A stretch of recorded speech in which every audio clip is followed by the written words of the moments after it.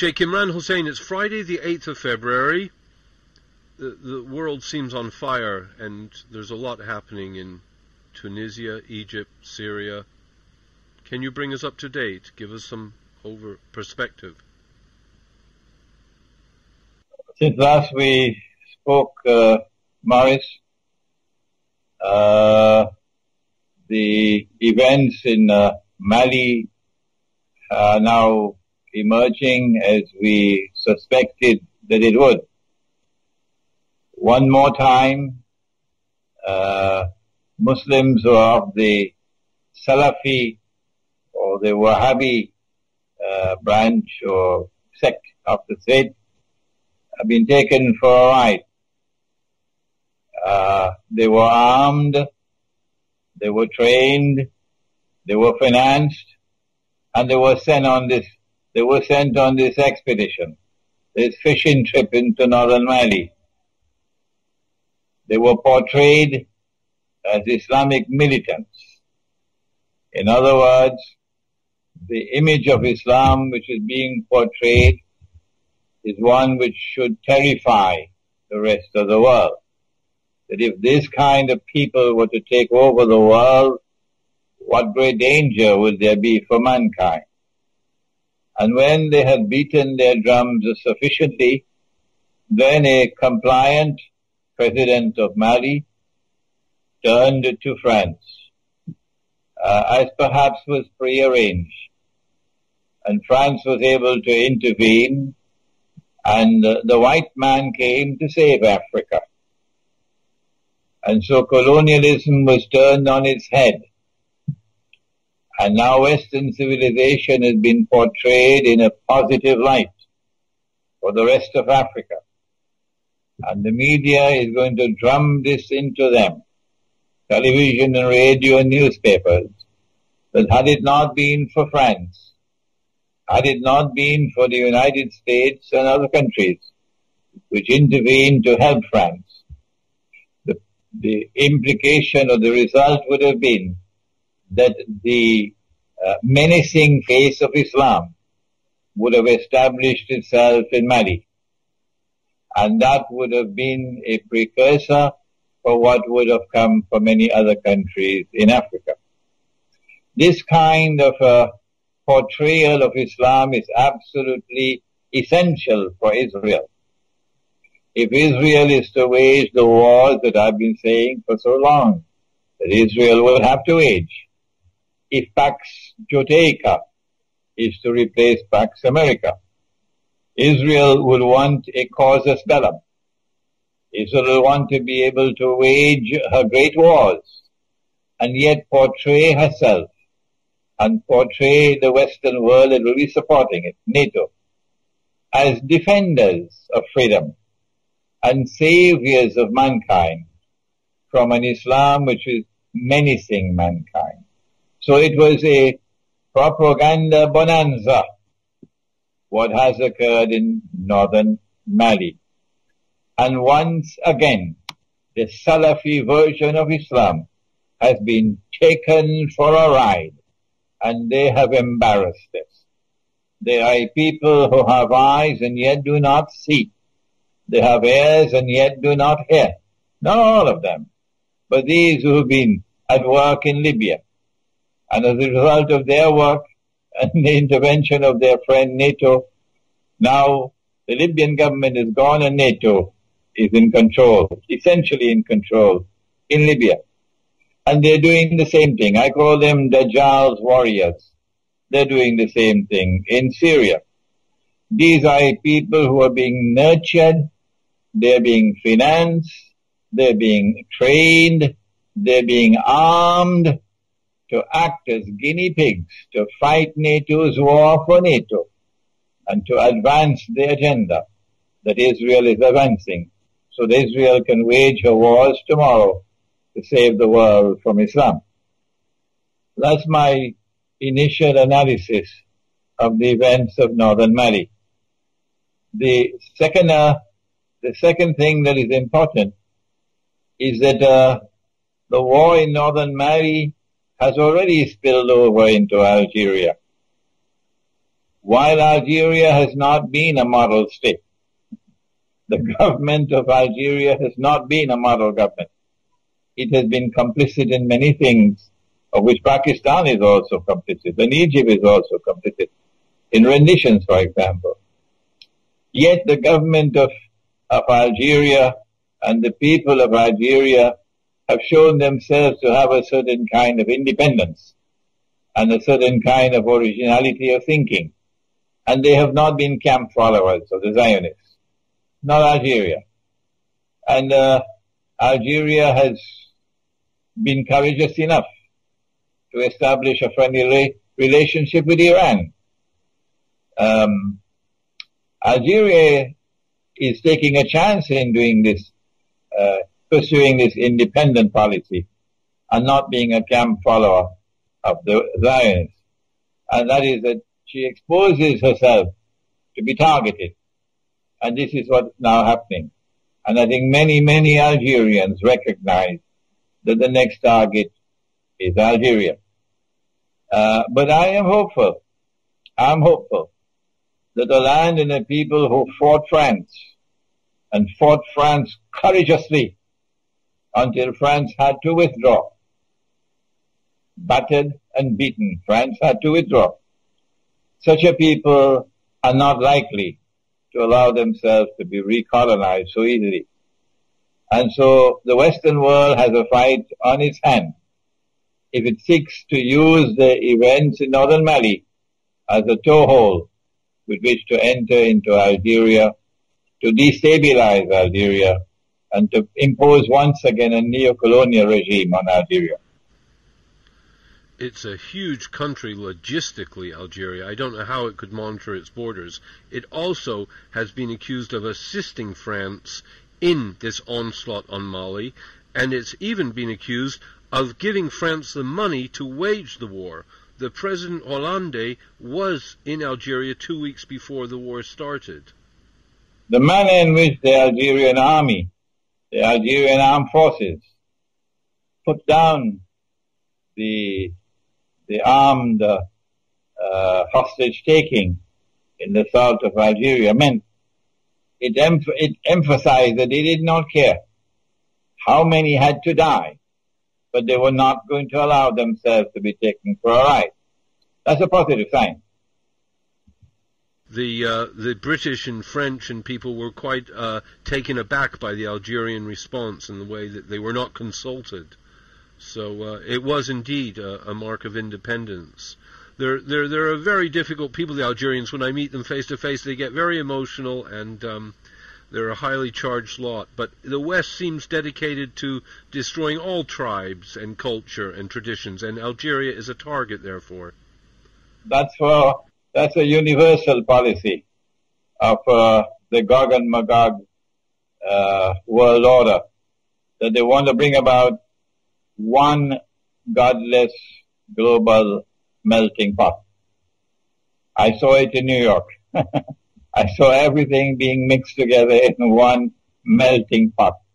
And what they've been doing in New York, they want to do in the rest of the world. But that's the macro analysis. And you're right about that.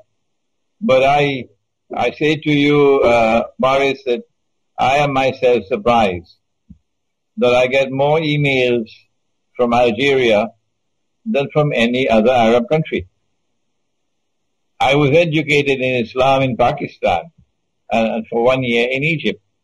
I've never visited Algeria. I've lived in Pakistan for about 12 years. I've lived in Egypt for 1 year. I've never set foot in Algeria. And yet I seem to be gaining more and more popularity in Algeria. I was just interviewed by Algerie Patriotic, I think is the name of the journal. A long interview, and it's being published now. And I'm getting very positive feedback from the Algerian people. With regard, if I may change the subject, to Syria, Israel recently apparently attacked Syria, which was outrageous, and I suspect there was some behind-the-scenes reason for this, maybe related to negotiations, but there's a threat of Israel taking a buffer zone. Russia seemed to take a back seat, seemed to distance itself from Syria at that point. I don't know if you perceived that. What the Israeli attack meant was that Israel and her friends had explored all options that they had and had not succeeded after more than a year and a half in bringing about regime change in Syria, which is their target. They're only mentioning the name of Bashar al-Assad, but their target is regime change. To bring a new regime to Syria, which would not be friendly with Iran, which would not have a relationship with Russia, and which will come into the Saudi-Qatari camp. That's what they want. And they're just mentioning the name of Bashar al-Assad as a red flag. So they spent a year and a half, and they had exhausted all options. Because Russia had put its foot down, Turkey could not attack Syria. Had there not been a Vladimir Putin in Moscow, Turkey would have attacked Syria long ago. Long ago. The reason why Turkey has not attacked Syria so far is one word, Putin. That's the word. And so Putin has already demonstrated a certain degree of integrity in the subject. A certain degree of concrete evidence is there on the ground. Had it not been for him, Turkey would already have been Syria would already have been attacked. Since all options had failed, Israel now had to launch out to try to bring about a provocation which she hoped would have flared up into open war. Since it has not, because Bashar al-Assad had the good sense of not responding, and Russia had the good sense of not responding, Israel has no options now but to do what the United States has been doing in Pakistan, to continue with her incursions into Syria and launching attacks and attacking targets in Syria, aerial attacks. But the more she does that, the clearer will it become to public opinion around the world. Who is the one who is hungry for war? Who is the one on whose side aggression must be mentioned? They are the aggressors. And who is the one who is trying to avoid war? So public opinion is going to sway against Israel if she continues launching these attacks on Syrian territory. So it's a gamble that she's made, and Syria has called her bluff because Syria has refused to respond. And nothing less than a ground invasion will suffice. You can't simply attack from the air. But one of the critically important things about the the Israeli attack, is that when Turkey sent her fighter aircraft on a reconnaissance mission, it appears, and they momentarily entered into Syrian airspace, they were shot down. The Syrian radar was able to pick them up, and they were shot down. How do we explain that Israeli aircraft reached up to Damascus and the Syrian radar could not pick them up and no shots were fired against them, indicating a certain level of technology with Israel that Israel wanted to put on display, not only before Syria, but before the world. That is not lost to military experts around the world, that the Israeli aircraft were able to do what the Syrian fighter aircraft could not do. I believe that eventually they're going to lose patience, and they're going to try to make a deal with Putin. I mentioned this previously, that perhaps Obama would say to Putin, if you stay out, we stay out. Let them fight. But if you enter, we will enter, and then we risk nuclear war. So the ball will be in Putin's court. And then Turkey will attack. This is my prognosis, Morris, that we are looking at some time in the not too distant future, when they have lost all patience. We look into a Turkish attack on Syria, and then the whole world will turn to Putin to see how he's going to respond. My bet is that Putin understands that what they want to do is not to rule Syria, but to rule Russia as well. And as a patriot, he's not prepared to allow them to rule Russia, and the Chinese leadership are not prepared to allow them to rule China. So sooner or later, you're going to have a world war. So Putin may argue, if this is what we're going to have, we might as well stop them now rather than later. We will be rooting for Putin. May I change the subject to Egypt at this point? Egypt is in terrible turmoil. I mean, I cannot understand what solutions there can be. It is polarized. What is the prognosis for this succession or the success of Egypt? Has Morsi completely mishandled the whole situation? He has a temporary respite in that the organization of Islamic states, which chose for themselves a very curious name, Organization of the Islamic Conference. It was actually chosen in French, L'Organisation de la Conférence Islamique, and that was then translated to English as the Organization of the Islamic Conference. And that name remained with them for, 40, 50 years, until they have now changed it, I believe. It is such an unimportant organization that we hardly keep up with this news. I think the new name is Islamic Organization of Islamic Cooperation, OIC. This organization met in a summit conference in Cairo over the last few days. And Morsi, acting as host, was able to reap some political dividends from the assembly of all of these heads of state. Most of them didn't come, but many of them were there. And it raised his prestige. But I think it was only a temporary respite. And then once the conference is over, the conference just ended, and the guests have returned to their homes, then the Egyptian people are going to be back again on the streets, venting their rage and their righteous indignation, and I fully support them.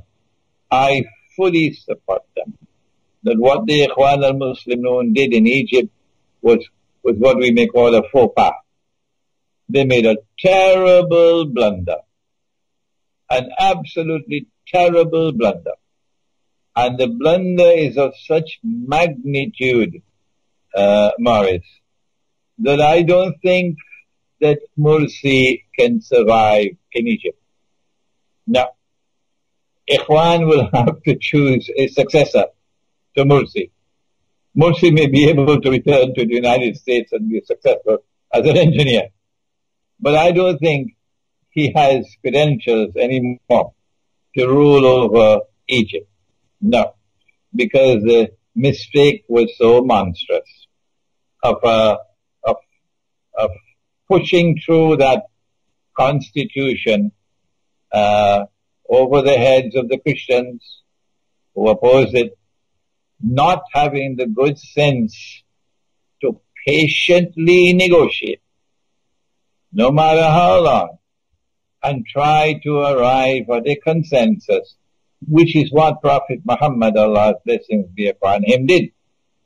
And I did give a talk in which I addressed the subject, and I criticized Morsi and the Ikhwan al-Muslimun government of Egypt of violating what I called the constitutional sunnah, or the sunnah or the way of the Prophet, Allah's blessings be upon him, in matters pertaining to the establishment of a constitution. Because he did negotiate a constitution in Medina.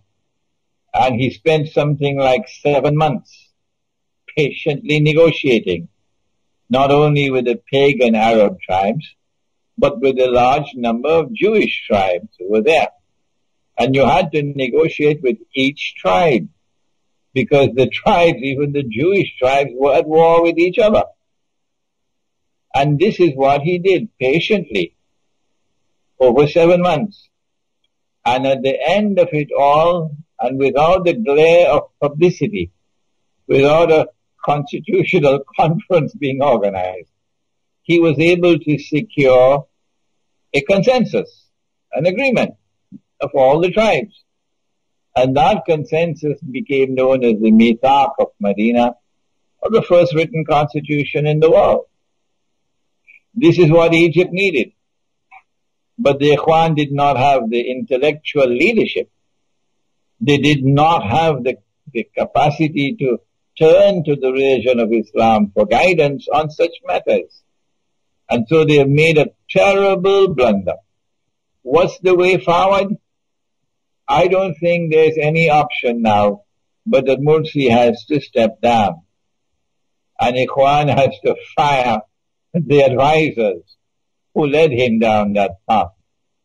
And they have to put forward somebody else who will be more conciliatory, who will reach out to the Christians of Egypt, who were there in Egypt long before Islam came to Egypt. Oh yes.